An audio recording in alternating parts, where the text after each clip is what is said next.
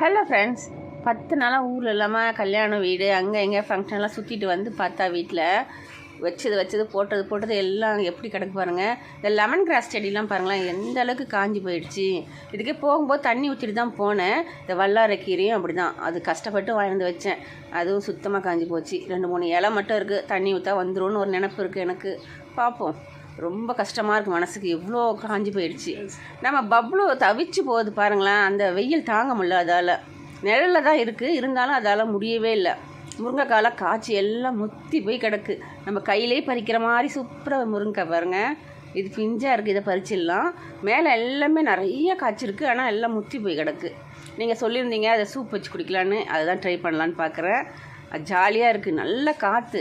இங்கே கூடங்குளத்தை பொறுத்த வரைக்கும் நல்ல காற்று இருக்குது. எவ்வளோக்கு எவ்வளோ வெயில் இருக்கோ அவ்வளோ நல்லா சூப்பராக காற்று அடிக்கும். அதனால் எங்களுக்கு வெயிலோட தாக்கம் இருக்காது. இது எல்லாத்தையும் விட ஹைலைட் பாருங்கள், இந்த மிளகா